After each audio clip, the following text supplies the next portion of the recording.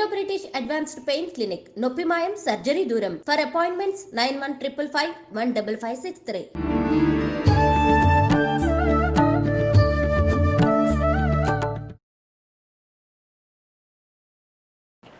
నమస్కారం, welcome to iDream.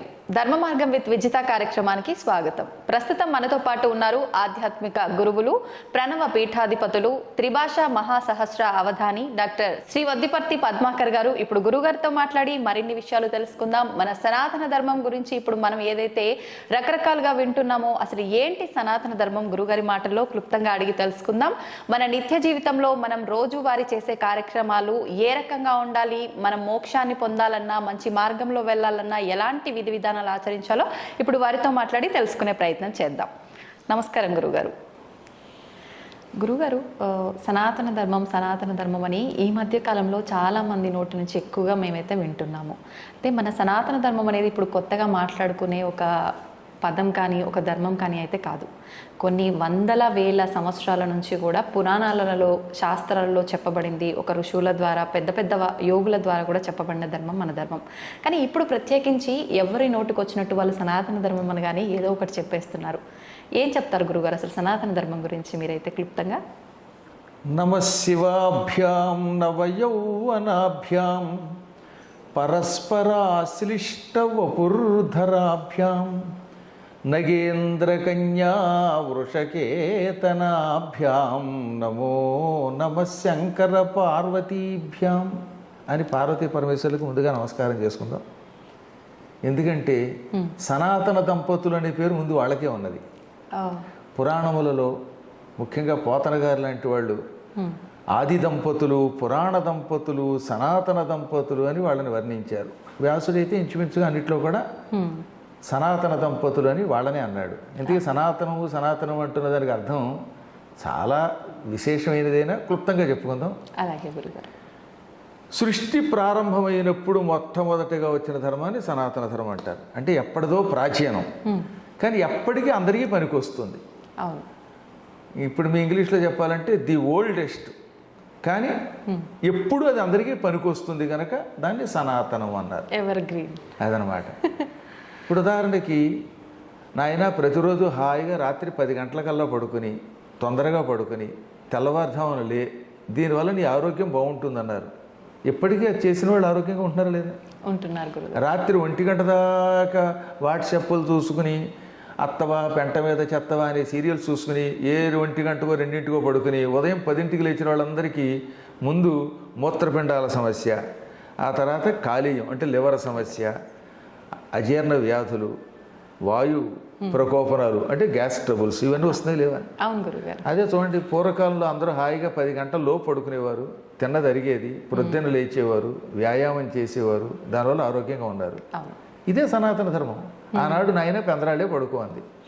సూర్యోదయ సమయానికల్లా స్నానం పూర్తి చేసుకుని సూర్యుడికి ఎదురుగుండా నిలబడి అర్ఘ్యప్రదానం చెయ్యి, దానివల్ల ఆరోగ్యం అన్నారు. ఇప్పటికి కూడా మెడికల్ సైన్సెస్, అమెరికాలో ఉన్నటువంటి వాళ్ళు, ఆస్ట్రేలియా ఉన్నటువంటి వాళ్ళు ఏమని పరిశోధన చేశారు తెలిసిన? స్నానం చేసి తడి శరీరంతో సూర్యుడికి ఎదురుగుండా నిలబడితే డి విటమిన్ లోపలికి వెడుతుంది.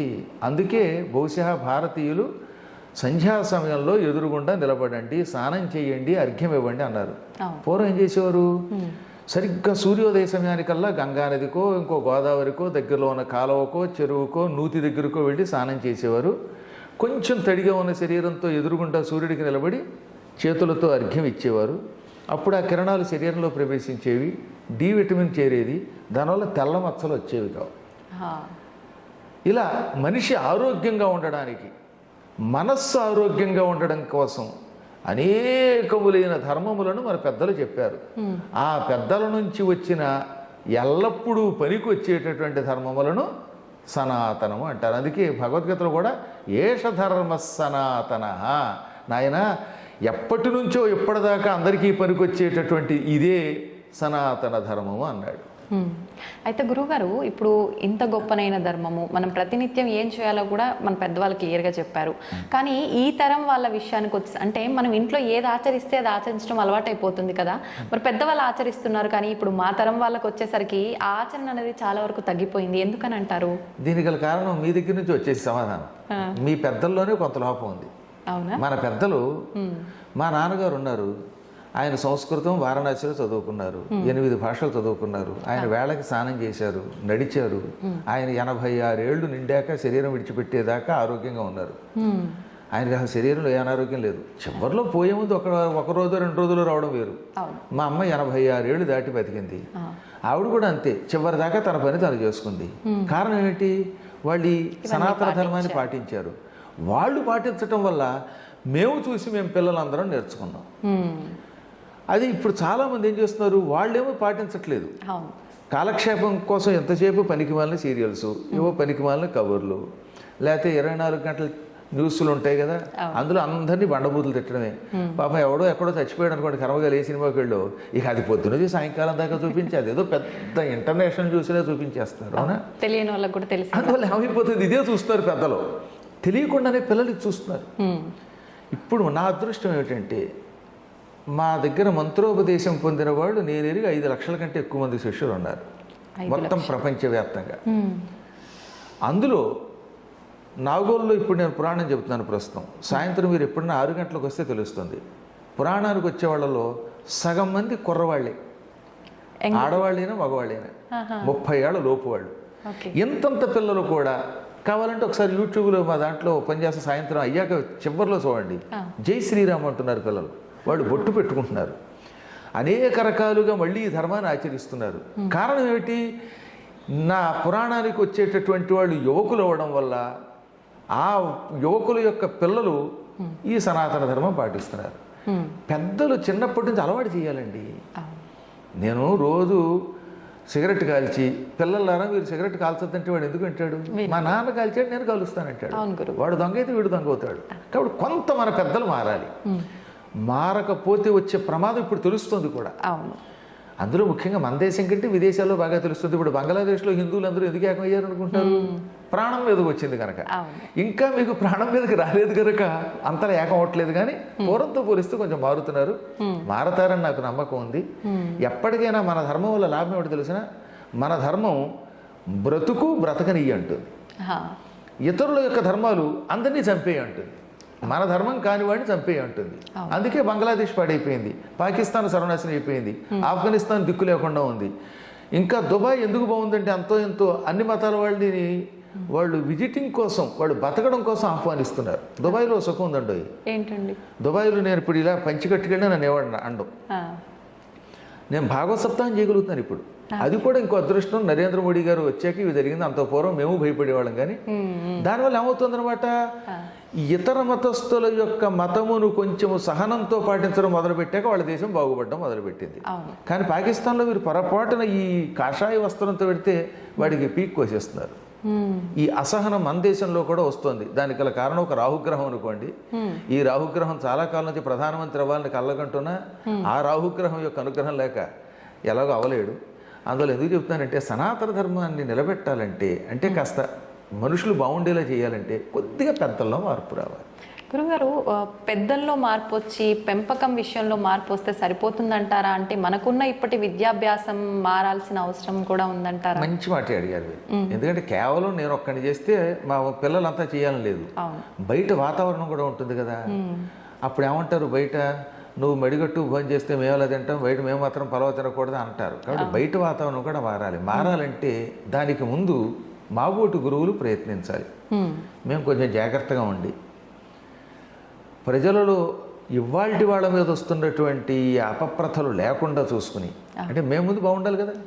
ప్రవాచకుల యొక్క మాటలు ఎఫెక్ట్ చాలా గ్యారంటీగా ఉంటుంది గురువుగారు. ఇప్పుడు మేము ఉపన్యాసం చెప్పామంటే మాకున్న ఫాలోవర్స్ మాకుంటారు. రాముడి భక్తులు రాముడికి ఉంటారు, రావణాసుడి భక్తులు ఉంటారు, అది వేరే విషయం. కానీ రాముడి భక్తుల్ని రాముడు బాగు చేయాలంటే రాముడు బాగుండాలి. కాబట్టి నేను జాగ్రత్తగా దొంగతనాలు లేకుండా, అసత్యాలు లేకుండా, దొంగ జ్యోతిష్యాలు చెప్పి ఇంకా పెళ్ళి అయ్యి అవ్వకుండా అనేవాడికి పెటాకులు వస్తాయని చెప్పి పిచ్చి మాటలు మాట్లాడకుండా ధర్మాన్ని పాటించి కొంచెం జాగ్రత్తగా చెబితే అప్పుడు చాలామంది మారతారు. ప్రపంచంలో సంఘంలో మార్పు వస్తే అందరిలో మార్పు వస్తుంది. ఇది ఒక్క రోజులో అవ్వదు, ప్రయత్నం చేయాలి, చేద్దాం. ఆశావదనం కదా మనం. అందుకనే కాళిదాసు గొప్ప మాట అన్నాడు, యత్నే కృతే యదిన సిద్ధ్యతి కోత్రదోష. అంటే ముందు నువ్వు ప్రయత్నించు, ప్రయత్నించినప్పటికీ అందులో విజయం లభించకపోతే నీ తప్పు లేదు, నువ్వు ప్రయత్నించావు. ఫలితం తర్వాత సంగతి చూద్దాం, ముందు నువ్వు ప్రయత్నించి, ఎవడో ఒకడు ప్రయత్నించాలి. అందులో ముందు మనం ప్రయత్నిద్దాం. నేను, మా ఇల్లాలు, మా పిల్లలు, అలాగే మీరు, మీ పిల్లలు ఇలా చేయగా మారిపోతారండి గ్యారంటీగా. ఒకప్పటి రోజుల్లో మేము అమెరికా 2006లో వెళ్ళాను మొదటిసారిగా. అంటే 18 ఏళ్ళు పూర్తయి, అప్పుడే 1907. 18 సార్లు ఇప్పటికి వెళ్ళాను నేను. మొదట్లో నేను వెళ్ళినప్పుడు ప్యాంటు షర్టు వేసుకునేవాడిని ఎయిర్పోర్ట్లో. ఇప్పుడు అవసరం లేదు. ఇప్పుడు హాయిగా ఈ కాషాయమే, ఈ వస్త్రమే వేసుకుని పెడితే గౌరవిస్తున్నారు. మన సంప్రదాయం మీద వాళ్ళకి ఆసక్తి వచ్చింది. అలా క్రమక్రమంగా వాళ్ళలో మార్పు తెచ్చాం, వాళ్ళలో సహనం తెచ్చాం. ఇంగ్లాండ్ వెళ్ళినా, ఆస్ట్రేలియా వెళ్ళినా, లేకపోతే ఇంకో చోటకి వెళ్ళినా తిరగలుగుతున్నాం. అవునా? అవును గురుగారు.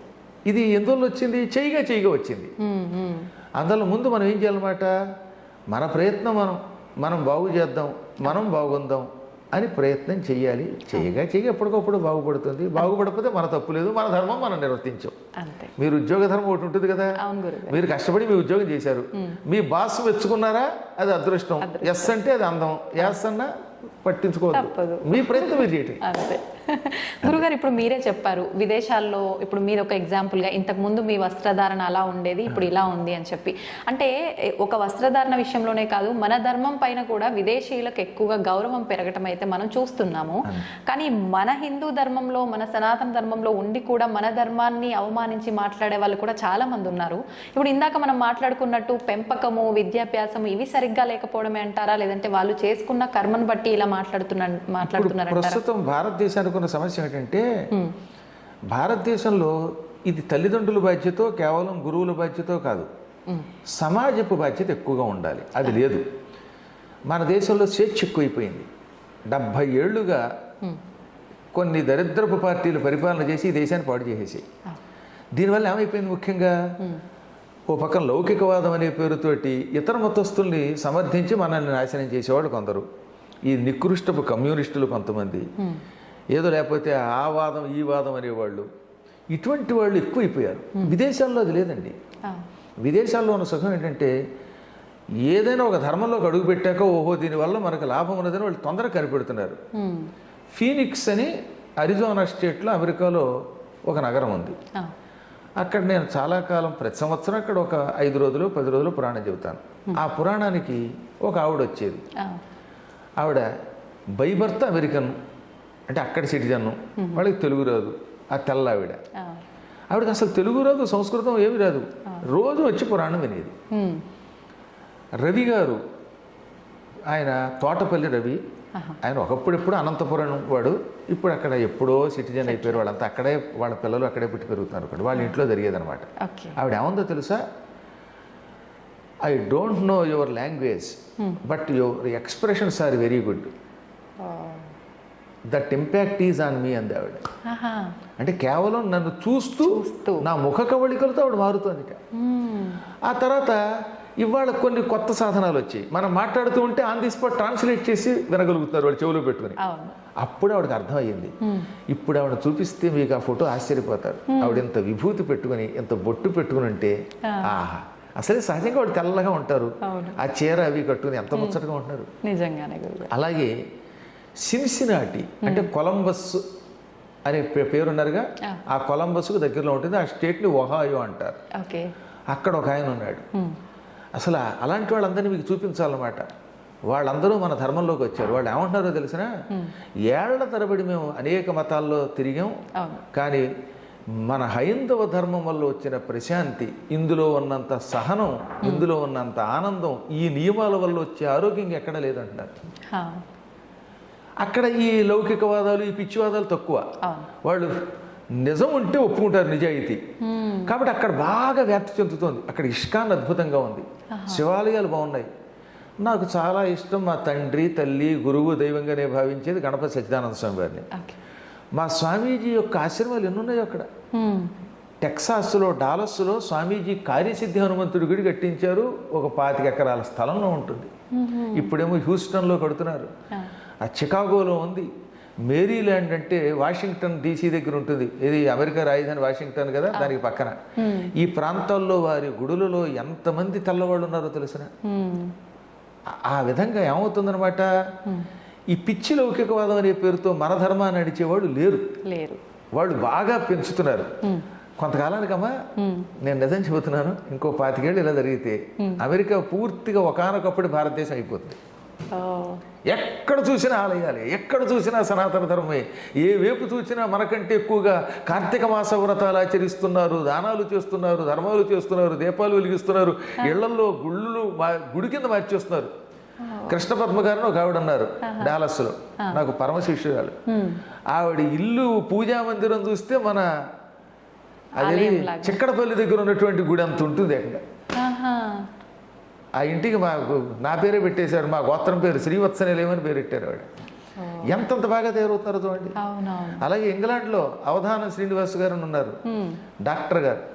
వాళ్ళేం సామాన్యులు కదండి, ఇప్పుడు నేను చెప్పిన వాళ్ళంతా హై లెవెల్ డాక్టర్స్. శ్రీనివాస్ గారు వాళ్ళ ఆవిడ ఇంగ్లాండ్లో పేరు పోసిన ప్రఖ్యాతి చెందినటువంటి డాక్టర్లు. ఇప్పుడు ఆ ఇళ్లలో పూజా మందిరంలో ఉన్నాయి. డాక్టర్ విజయ నిర్మల గారని ర్యాలీలో ఉన్నారు నార్త్ కెరోలినాలో.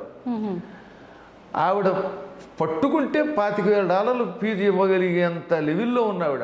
అంటే అంత బాగా వైద్యం చేస్తారు ఆవిడ. క్యాన్సర్ స్పెషలిస్ట్ కూడా పైగా. అసలు వాళ్ళ ఇల్లు ఒక ప్యాలెస్లో ఉంటుంది. ఆ డాక్టర్ గారు ఇల్లు చూడండి, ఆయన భార్య రోజు ఇంట్లో పూజా మందిరం పెట్టుకుంటే ఆ పూజా మందిరం మరొక గుళ్ళే కనబడుతుంది. ఇలా ఒకళ్ళు కదా చెప్పేది. ఇప్పుడు నా శిష్యులుగానే చెబుతున్న వాళ్ళల్లో 90% అయితే టాప్ స్థాయిలో ఉన్న డాక్టర్లు లేదా సాఫ్ట్వేర్ వాళ్ళు. ఎందుకు వీళ్ళు ఈ దారిలోకి వస్తున్నారు అంటే వాళ్ళకి అందులో ధర్మం తెలుస్తోంది. అలా వాళ్ళంతా చదువుకున్న వాళ్ళు, మంచి మంచి శాస్త్రవేత్తలు ఈ రంగంలోకి వస్తున్నారు.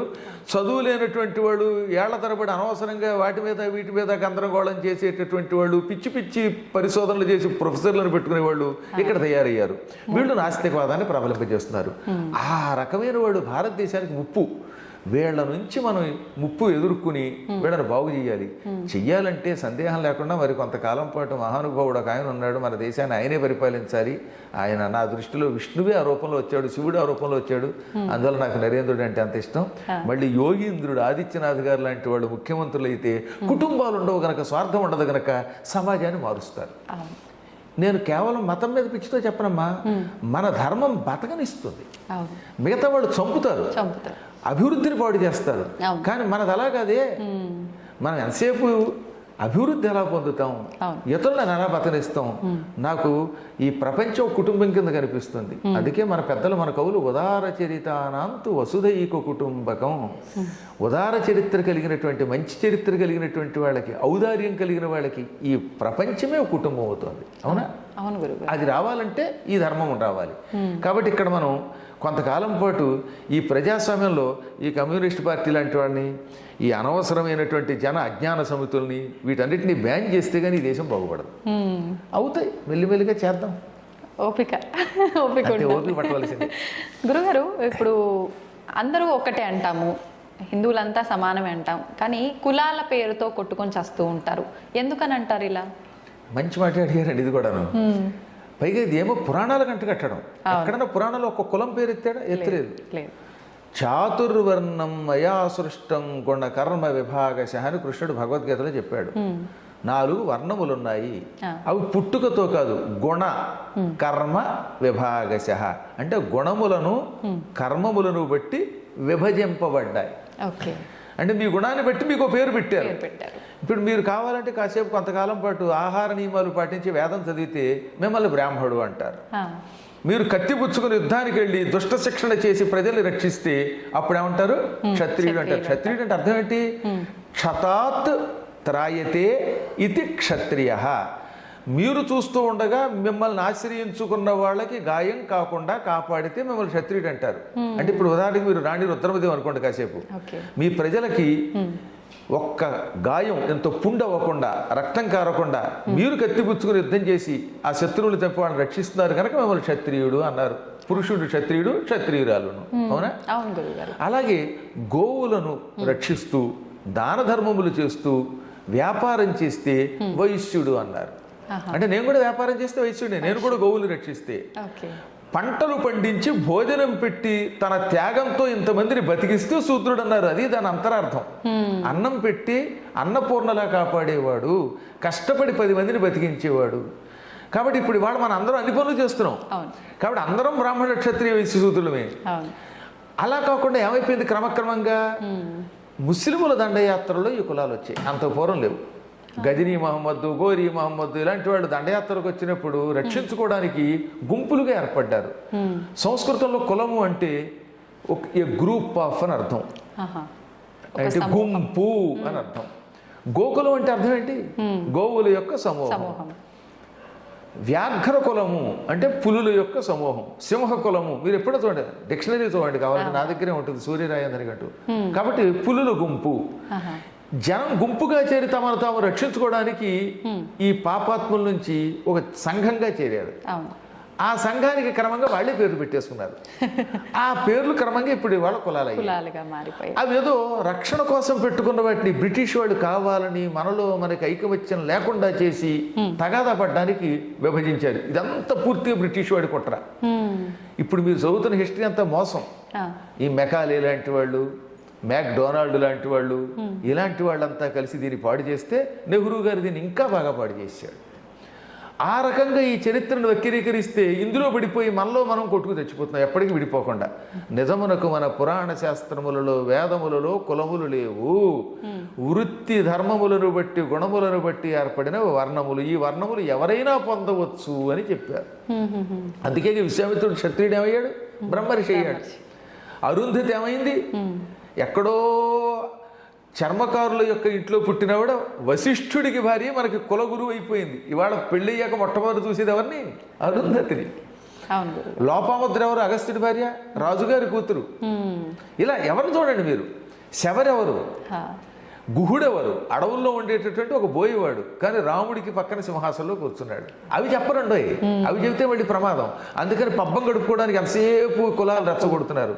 విడిచిపెట్టండి అని చెప్పేవాళ్ళంతా కులాలు పిచ్చపట్టుకుని కార్తీక మాసం వస్తే ఆ కులం యొక్క వనభోజనం, ఈ కులం యొక్క వనభోజనం ఉంటున్నారు. ఇందులో బయట పడితే దేశం బాగుపడుతుంది.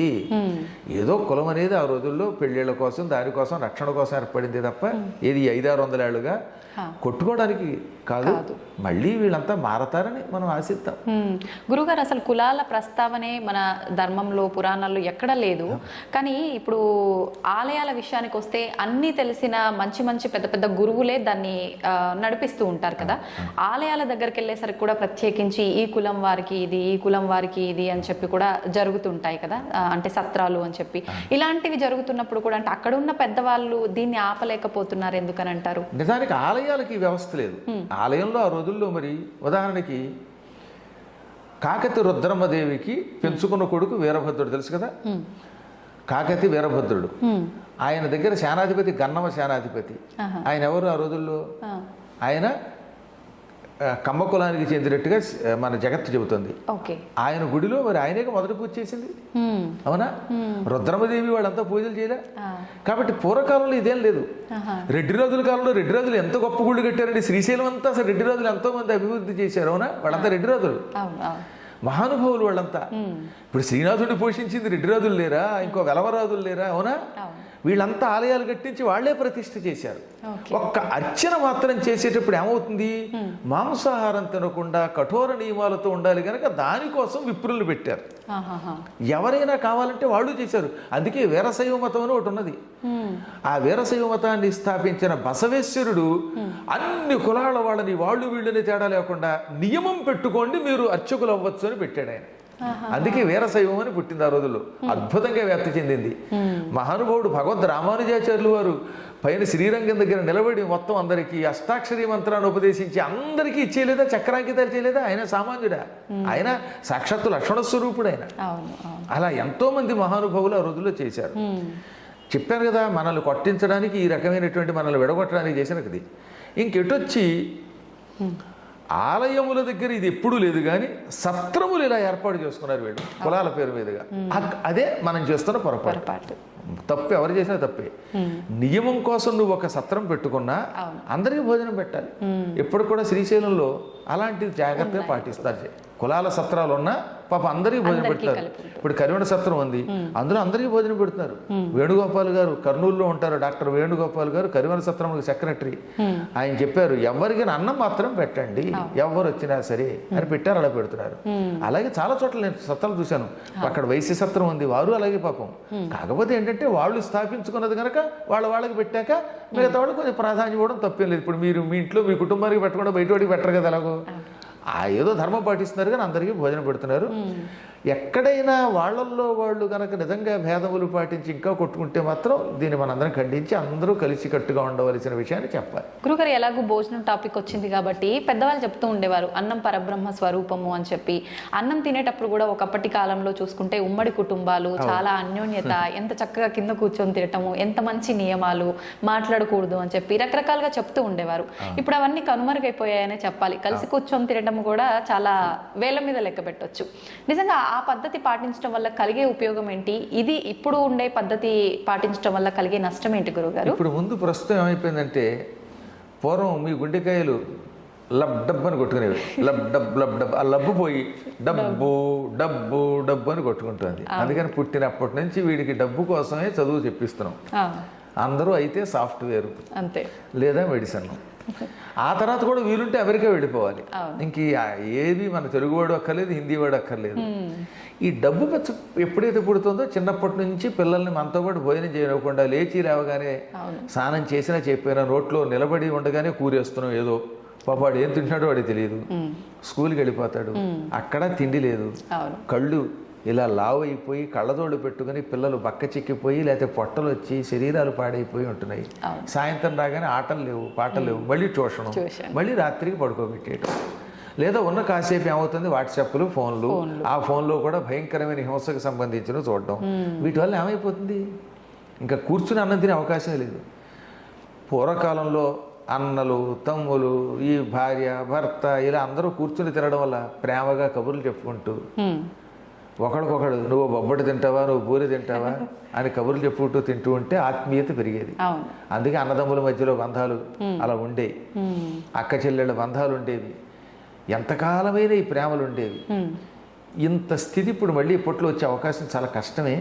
మనం ప్రయత్నిద్దాం, చూద్దాం. ఇందాక చెప్పినట్టుగా మన ప్రయత్నం మనం చేద్దాం. కానీ ఆహారం ఎప్పుడు కలిసి కూర్చుని ప్రశాంతంగా తినాలి.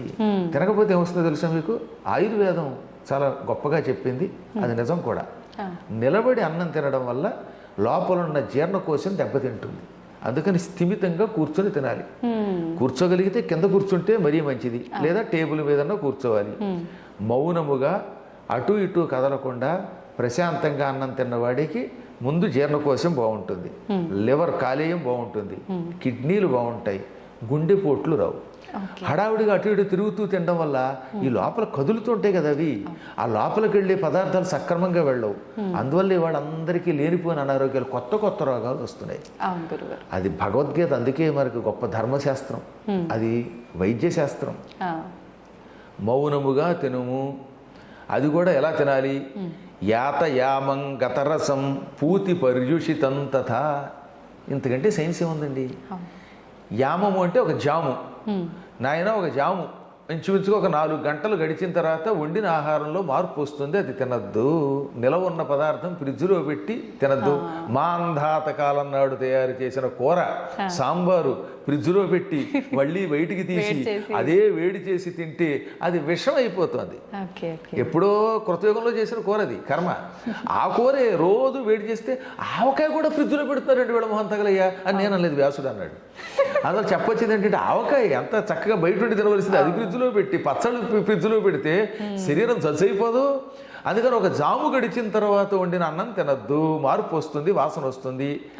గత రసం, అన్నం వండిన తర్వాత కుక్కర్లో వండారు కాసేపు అనుకుందాం, కాసేపు అసలు కుక్కరే దరిద్రం, అది అల్యూమినియం. అల్యూమినియం వల్ల మీకు థైరాయిడ్ అనే సమస్య వస్తుంది. ఏమిటి? థైరాయిడ్ కేవలం అల్యూమినియం వల్ల వస్తుంది. దానివల్లే మీకు జుట్టు ఊడిపోతుంది, దానివల్లే గొంతు మార్పు వస్తుంది, శరీరంలో మార్పు వస్తాయి. ఇప్పుడు అందరూ థైరాయిడ్ సమస్యే. కానీ పూర్వం మాకు ఎందుకు లేవు? మట్టి కొండలతో వండడం వల్ల రాగి పాత్రలో వండితే. కర్నూలులో డాక్టర్ మీరా గారు అని ఉంటారు, గైనకాలజిస్ట్, చాలా గొప్ప ఆవిడ అడగని చెప్తారు. ఇవాళ ఈ రోగాలు సగం తగ్గాలంటే ముందు అల్యూమినియం మానేయండి, మట్టి కొండల్లో వండుకు తినండి, మీరు మట్టి కొట్టుకుపోరు. Okay okay. రాగి పాత్రలో వండుకు తినండి, కుక్కర్లో వండుకుంటే అందులో రాగి గిన్నె పెట్టుకోండి, మీకు థైరాయిడ్ పోతుందని చెప్పారు ఆవిడ. అది కరెక్ట్, అదే ఆయుర్వేదం చెబుతోంది. అలా అన్నం వండాక ఓ 10-15 నిమిషాలు అయ్యాక దాన్ని తీసామాక అప్పుడు ఆ అన్నం మెతుకు పట్టుకోండి, అందులో ఏముంటుంది, రసం ఉంటుంది. మెతుకులో రసం ఉంటుందా ఉండదా, తడి, ఆ తడిని రసం అంటాం. ఆ తడిగా ఉన్నప్పుడే అన్నం తినాలి. గతరసం అంటే ఆ అన్నం మెతుకులు ఎండిపోయాక, ఓ రకమైన గట్టి పడిపోయాక, బియ్యంలాగా తయారైపోయాక ఆ అన్నం తినకూడదు. ఇప్పుడు మనం ఏం చేస్తాం, ఆ వండిన అన్నాన్ని తినడానికి వీళ్ళాక వదిలేస్తాం, అన్నం పాడైపోతుందని ఫ్రిడ్జ్ లో పెడతాం.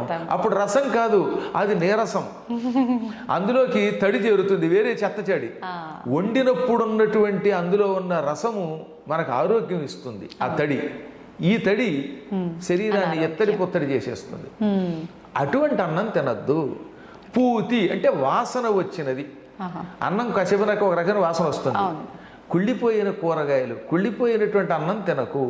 పర్యుషితము, ఈగలు, దోమలు, చీమలు పడినవి, తల వెంట్రుకలు పడినవి, అప్పుడప్పుడు మన వాళ్ళు అన్నం వండుతున్నప్పుడు అంటూ ఉంటే ముక్కు చీవుడు అందులో పడినది. వేళ లాగైపోయిందిలేండి. ఇప్పుడు చూస్తున్నాగా బయట రకరకాలైన పలావులు, బిర్యానీ తెచ్చుకున్నట్టు ఆ బిర్యానీ నుండి అంత చీవిట్టే కర్మ. అది అలా పరమ జుగుప్సాకరంగా ఉంటున్నాయి. ఇది కాక తుప్పుకు బ్యాచ్ ఒకటి వచ్చింది, అందులో తూతు అని ఉమ్మి మరీ అమ్ముతున్నారు. అదేమో వీడు తెచ్చేసుకోవడం, ఇంటికి తింటున్నాడు, అది పర్యూషితము. ఇవి తింటే ఏమొస్తాయండి, కోవిడ్ రాకపోతే ఆవిడ వస్తుందా? కోవిడ్ అందుకే వస్తుంది ఈ రోగాలన్నీ. కాబట్టి ఇవి తినద్దు, ఆరోగ్యంగా ఉండు అని చెప్పారు, అవునా? కాబట్టి ఈ విధంగా మనకి ఏమైనా ఎప్పటికప్పుడు మన ఆహార విషయాల్లో జాగ్రత్తగా ఉండండి, అందరూ కలిసి ఉండండి, కూర్చుని తినండి, మంచిగా మాట్లాడుతూ తినండి, ఆ శరీరంలో మనకి పనికొచ్చేవి తినండి. ఎక్కువ కారం తినద్దు. కటుహు అంటే కారము లేక కొంచెం ఘాటుగా ఉండే పదార్థాలు. కట్వామల లవణాత్యుష్ణ తీక్ష్ణ రోక్షణ విధాహిన, ఇదంతా భగవద్గీతలో కృష్ణుడు చెప్పాడు. ఎక్కువ కారము, బాగా పులుపు, బాగా తీపి, బాగా వేడి, డీప్ ఫ్రిడ్జ్లోంచి తీసినటువంటి ఐస్ క్రీములు, ఇవి తింటే గొంతుకులు పోతాయి, అనారోగ్యాలు వస్తాయి, ఇవి మంచివి కావు. దాహం తెచ్చిపెట్టే బజ్జీలు, ఈ మధ్యన వాళ్ళు ఎవరో తిన్నారటగా, అదేదో కొత్త రకమైన ఆహారం అమ్మేటవాడు బడ్డీ కొట్లో, అది తిన్నారట, చచ్చిపోయారు చాలా మంది. దానికి ఏదో పేరు కూడా పెట్టారు, దిక్కుమాల పేరు, కొత్త పేర్లు కూడా పెడతారు, ఎవరు పుట్టించకపోతే మాటలు ఎలా పడతాయని బాయాబదాల్లో చెప్పినట్టుగా. ఇవన్నీ అనారోగ్యాలు. అందువల్ల వీటి నుంచి బయటపడాలంటే ముందు ఇంట్లో చక్కగా వంట అని ఒకటి ఉంది కదా, అది చేసుకోమనండి. బయట నుంచి హోటల్ నుంచి తెచ్చుకోవడం తగ్గించండి, అది ఎప్పుడో ప్రయాణంలో తప్ప తినద్దు. అలాగే అన్నం వండుకున్న తర్వాత ఇంట్లోనే కాస్త కూరో సాంబారో కనీసం పచ్చడో చేసుకోమనండి. ఎందుకు వర్రి, బయట ఉంది కర్రీ అని తెచ్చుకు తింటే ఆ తర్వాత నీ బతుకే వర్రి, ఆ తర్వాత బతుకు వెర్రి మర్రి. అందులో హాయిగా ఇంట్లో కూర ఒకటి వండుకు తినమనండి, కాస్త పెరుగు కూడా ఇంట్లో తోడు పెట్టుకోమనండి, ఇంట్లో పాలు తాగమనండి, 10 మంది కూర్చొని తినమనండి, కనీసం భార్యాభర్తలైనా కూర్చొని తినమనండి. ఒక చిన్న విషయం చెప్పాలి ఇక్కడ. ఒక ఆయన గుంటూరులో పనిచేసేది ఒక ఆవిడ, ఒక ఆయన కాదు ఒక ఆవిడ ప్రొఫెసర్. వాళ్ళ ఆయన విశాఖపట్నంలో పనిచేసేవాడు. ఇద్దరు ప్రొఫెసర్లే పాపం. ఈ ఇద్దరికి 2 పిల్లలు. పాపం ఈవిడేమో ఉద్యోగం కోసం గుంటూరు, ఆయన వైజాగ్. ఆయన జిగ్జాగ్గా వైజాగ్ నుంచి వారానికి ఓ రోజు శనివారం వచ్చేవాడు, ఆదివారం నాడు మాత్రం ఉండి మళ్ళీ సోమవారానికి వెళ్ళిపోయేవాడు. ఈ పిల్లలు ఏమైపోయేది, శనివారం సాయంత్రం దాకా వాళ్ళ నాన్న వస్తాడని ఎదురు చూసి నిద్రపోయే సమయానికి ఆయన వచ్చేవాడు పాపం. ఆదివారం వాళ్ళు లేవలేకపోయేవారు, వాళ్ళు స్కూల్కి వెళ్ళేసరికి ఈయన లేచేవాడు. చివరికి ఆదివారం వాళ్ళు వచ్చేసరికి మళ్ళీ తిరిగి ప్రయాణం అయ్యేవాడు. ఇలా కొంతకాలం గడిచాక ఒక రోజున పిల్లలు ఏమన్నారు తెలుసు, వాళ్ళ నాన్నని గుర్తుపట్టలేక, ఎక్స్క్యూజ్ మీ, మిమ్మల్ని ఎక్కడో చూసినట్టుంది, ఇదే మాట యాజ్ ఇట్ ఈజ్గా ఇప్పుడు నేనేమన్నాను అదే పిల్లలు వాళ్ళ నాన్నతో అన్నారు, ఎక్స్క్యూజ్ మీ, మిమ్మల్ని ఎక్కడో చూసినట్టుంది అన్నారు. ఆయన తలకే ముత్తుకున్నాడు. ఇంతకన్నా దరిద్రం ఇంకొకటి ఉంటుంది. పాపం ఏం చేస్తాడు, డబ్బు కోసం ఆయన అక్కడ, ఈవిడిక్కడ, నువ్వక్కడ నేనిక్కడ, ఇంక కలిసేదెక్కడో నువ్వక్కడ నేనిక్కడ అని పాడుకుంటూ ఉంటే పిల్లలకి తల్లిదండ్రులు ఎవరో తెలియకపోతే ఇంకా కుటుంబంలో ఏముంటుంది, ఎవడి దాన్ని వాళ్ళది అయిపోతున్నారు కదా. ఏం సంపాదించి దీనివల్ల లాభం పొందుతున్నాం? ఉన్నంతలో కలో గంజో తినడంలో ఉన్న ఆనందం లేదు, అది పోయింది. అందరికీ డబ్బు పెచ్చబెట్టిపోయింది, అందరికీ ఇళ్ళు ఒకేసారి వచ్చి పడిపోవాలి. ఈ దరిద్రం నుంచి బయటపడాలి, మరి ఏం చేస్తాం. గురుగారు, ఆహారం తినేటప్పుడు ఒకరి కంచాల్లోంచి ఒకరు తీసుకొని తినడము, ఎంగిలి అనేది పనికిరాదు అని చెప్పి అంటుంటారు కదా, అది నిజమైన? అలా తినడం వల్ల దోషం ఏమైనా వస్తుందా? అసలు ముందు అనారోగ్యం కదమ్మా. నా నోట్లో ఉన్న బ్యాక్టీరియా ఏదో భార్యాభర్తలు తీసి పక్కన పెట్టేయండి, వాళ్ళిద్దరికీ తప్పదు కాబట్టి. ఇప్పుడు ఎవడు పడితే వాడు అక్కడ నిలబడిపోయి ఈ కంచంలోంచి అది తీసుకుని ఆ కంచంలోంచి ఇది తీసుకుంటూ ఉంటే, ఇంకా ఈ మధ్యకాలంలో కొన్ని ప్రాంతాల్లో చూస్తే మరీ దరిద్రం. నాకు ఒక వీడియో పంపించాడు మా శిష్యుడు ఒకడు. అందులో ఒక బ్యాచ్ ఉంది, వాళ్ళు కోడికూర ఏవో వండుకున్నారు, ఎముకలు ఉన్నాయి, వీడు నాకడం అందులో వేయటం, ఇది మళ్ళీ ఆ పులుసులో వేస్తున్నాడు, మళ్ళీ వాడు అందులో వేస్తున్నాడు. ఇలా తింటూ ఉంటే ఈ భయంకరమైన బ్యాక్టీరియా అందులో చేరిపోతుంది కదా. అవి తింటే ముందు అనారోగ్యం కదా, రకరకాల రోగాలు వచ్చి పడిపోతాయి. అసలు ఈ ప్రపంచంలో నోట్లో ఉన్న క్రిములు ఇంకెక్కడ ఉండవు. అందుకే పొద్దున్న సాయంత్రం పళ్ళు తోముకోండి అని ఒక విషయం చెప్పారు. ముఖం అని ఒకటి ఉంటుంది, దాన్ని తోముకోండి ఆయన అని చెప్పారు. నిత్యం 2 పూటలు ఎందుకు స్నానం చేయాలంటే అది మడి ఆచారం కాదు, శరీర శుభ్రత. మన సనాతన ధర్మం ముఖం కడుక్కోండి, స్నానం చెయ్యండి అని ఎందుకు చెబుతుందంటే ఆరోగ్యం కోసం. శుభ్రంగా కుంకుడుకాయలు పెట్టుకుని రుద్దుకోండి అన్నారు. ఇప్పుడు కనీసం మంచి సబ్బు పెట్టి తోముకోండి, అప్పుడు ఈ చెమట నుంచి వచ్చే క్రిములు ఒకళ్ళొకళ్ళు చేరకుండా ఉంటాయి. 2 పూట్ల నోరు తోముకోండి, చెవులు శుభ్రం చేసుకోండి అన్నారు.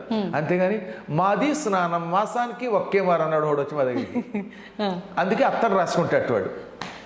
స్నానం మాసానికి ఒకసారి చేస్తే అవుతుంది. ఇదే డైలాగ్ అమ్మా, నేను ఎప్పటికీ మర్చిపోలేను అనమాట. గురువు గారు మీరు స్నానం చెయ్యమంటే నేను చెయ్యను, మాది స్నానం మాసానికి ఒకే మారు అన్నాడు పైగా. కాస్త అంత మిమిక్రీ నేను చేయలేను కానీ ఇదే డైలాగ్. అప్పుడు వాడి శరీరం నుంచి ఆ చెమటల వల్ల పురుగులు వచ్చి కురుపులు వచ్చి నోట్లోంచి దుర్వాసన వస్తూ ఉంటే అది రాకుండా ఉండడానికి సెంటు కొట్టుకుంటూ ఉంటే ఆ కంపు ఈ కంపు కలిపి ఆ సెంటు కంపుకి మనం ఫెయింట్ అయిపోతాం. నాకు ఎన్నాళ్ళైనా అన్నం తినలేకపోయిన వాడు చూశాక నేను. అందువల్ల అనారోగ్యం అది. అందువల్ల ఏమది ఈ ఎంగిలి తినడం ఉందే అది కేవలం ఆచారమే కాదు, ఆరోగ్య సూత్రం. తర్వాత మన పురాణములు కూడా చెప్పే, గరుడ పురాణములో ఒకళ్ళు ఎంగిలి ఒకళ్ళు తింటే అటువంటి వాళ్ళకి చేతులు నరికేస్తాను, వచ్చే జన్మలో చేతులు లేకుండా చేస్తానన్నాడు ఆయన, కాళ్ళు చేతులు లేకుండా చేస్తాడు ఆయన. అందుకని ఈ బఫే అనే పేరుతో జైలు పక్షుల్లాగా పళ్ళాలు పుచ్చుకుని వెళ్ళి వడ్డించుకుని ఆ చేత్తోటే తింటాడు, ఆ చేత్తో వడ్డించుకుంటాడు. మధ్య మధ్యలో ఏ పులుసు ఉన్నప్పుడు ఆ పులుసు ఇలా కారుతూ ఉంటుంది ఈ మా చేతిలోంచి, ఈ పులుసు ఆ పక్కన సాంబార్లో పడిపోతూ ఉంటుంది మళ్ళీ అందులో, ఇది మళ్ళీ వాడు తినేయడం. అప్పుడు ఏంటిది ఆ దరిద్రం చూస్తూ ఉంటే. అందుకనే మేమంటే నియమనిష్టలు కలిగిన వాళ్ళం కాబట్టి చాలా కాలం నుంచి నేను ఏ పెళ్లిలోనూ తిన్నాం. అమెరికా వెళ్ళినా నా కోసం వండి పెట్టేటటువంటి శిష్యులు ఉన్నారు, లేక నాకు ఒక్కరు నేనే వండుకుంటాను, కానీ ఈ ఆహారం చూడలేకపోతున్నాను. అందువల్ల సాధ్యమైనంత వరకు మన ధర్మాన్ని కాపాడండి. ఈ ఎంగిళ్ళు అవి తినకుండా ఉండండి. ముందు ఏహం తర్వాత పరం 2 వస్తాయి. ముందు శరీరారోగ్యం బాగుంటుంది అనమాట. గురుగారు, ఆహారం అనేది ఆహార ప్రభావం ఒక ఆరోగ్యం పైనే ప్రభావం చూపుతుంది అనుకోవచ్చు, ఆలోచనల పైన కూడా ప్రభావం, ఆలోచన మీద కూడా చూపిస్తుంది. మనం తినే ఆహారాన్ని బట్టే మనకు మార్పులు వచ్చేస్తాయి. అంటే నమ్మినా నమ్మకపోయినా ఒక కథ చెబుతాను నేను. అది కథ కాదు, జరిగింది. మా తాతగారు, ఆయన పేరు భాస్కర్రావు గారు, ఆయనకి ఒక 10,000 ఎకరాల పొలం ఉండేది. ఆ రోజుల్లో వెళ్ళిన జమీందారులు ముఖాసాదారులు అంటారు. తూర్పుగోదావరి జిల్లా కాకినాడ దగ్గర రామేశ్వరం అని ఒక పల్లెటూరు. కాకినాడకి ఇంచుమించుగా 10 కిలోమీటర్లే ఉంటుంది అది. ఇప్పటికి కూడా మా ఇంటి పేరు వాళ్ళు అక్కడ చాలా మంది ఉన్నారు. ఇంకా మామూలు జమీందారు కదా ఆయన. ఆయన ఓసారి ఏం చేశారు, ఒక స్వామీజీని భోజనానికి పిలిచారు. మా నాన్నగారు చెప్పిన కథ ఇది అనమాట. ఆ స్వామీజీ ఎక్కడ తినరు, అందుకని ఒక వంట ఆవిడ పెట్టారు. ఆవిడ బాగా నియమంతో స్నానం చేసి మడిగట్టుకుని వండుతుంది. ఏమండి ఈవిడ మడిగట్టుకుని వండుతుంది, తింటారా అంటే తింటామండి. గృహస్థాశ్రమంలో అందరి దగ్గర తినగానే ఆవిడ మడిగట్టుకుంటుంది కాబట్టి తింటామనగానే ఆవిడ వంట ఆవిడని పిలిపించారు. ఆయన కోసం వంటకాలు చేయించారు. మా తాతగారు చాలా నిష్ఠాగరిష్ఠుడు అవడం వల్ల ఆయన పక్కనే కూర్చోబెట్టుకుని స్వామీజీ తిన్నారు. ఆ స్వామీజీ వినోబాభావే ఆశ్రమం నుంచి వచ్చినవాడు. పైగా వినోబావే అనే పేరు విన్నారుగా. ఆయన సేవాగ్రామం అనగా నాగపూర్ దగ్గర ఉంటుంది. అద్భుతమైనటువంటి వ్యక్తి, ఆయన శిష్యుడు పైగా. సరే ఆయన కోసం బంగారపు గిన్నెలో, మా ఇంట్లో అప్పుడు బంగారం వెండేట కంచాల్లో కూడా బంగారపు కంచం అనుకోండి. నేను మా దగ్గరకు వచ్చారు, మా నాన్నగారు 1000 ఎకరాలు దానం చేశారు. అందువల్ల 1000 ఎకరాలు కళ్ళారా చూడలేదు. నాకేదో 3.5 ఎకరాల పొలం నేను కొనుక్కున్నదిలేండి నా చిన్నప్పుడు. కానీ కాబట్టి 1000 ఎకరాల పొలం ఎలా ఉంటుందో సార్ నాకు చూడాలని మళ్ళీ. కానీ ఆ రోజుల్లో మా తాతగారి దగ్గర ఉండేది. ఆ బంగారపు గిన్నెలో పాయసం పెట్టారు. అది తిన్నాడండి ఆయన. ఆయన తినగానే ఈ బంగారపు గిన్నె తెలియకుండా కొట్టేసి, అంటే దొంగతనం చేసి జోలిలో పెట్టుకుందాం అనిపించింది ఆయనకి, ఈ స్వామీజీకి. కానీ జ్ఞాని కదా, చిచ్చి ఇదేమిటి, నేనేమిటి బంగారపు గిన్నె దొంగతనం చేయాలనుకోవటం ఏమిటి అనుకుని టక్కన ఆగిపోయి, ఏమండి వంట అవండి ఇలా పిలవండి అన్నారు. వంట ఆవిడ వచ్చింది. అమ్మ నేనేమి అన్నం ఆశీర్వదిస్తాను, ఈ పాయసం వండుతున్నప్పుడు ఏమనుకుంటూ వండావు అని అడిగాడు ఆయన. ఆవిడ వెంటనే, ఈ ఇంట్లోకి వచ్చిన దగ్గర నుంచి బంగారపు గిన్నెలు వెండి గిన్నెలు బాగా కనపడ్డాయండి, అందుకని బంగారపు గిన్నె రహస్యంగా పట్టుకుపోదాం, ఒక కంచం పట్టుకుపోదాం, ఇన్ని కంచాల మీద ఆయనకి లెక్క తెలియదు ఈ భాస్కర్రావు గారికి అనుకుంటూ పాయసం వండినంతసేపు ఇదే ఆలోచనతో వండిందిట. బంగారమును దొంగతనం చేద్దాం అనుకుంటూ ఆ పాయసం ఆయన కొట్టించింది.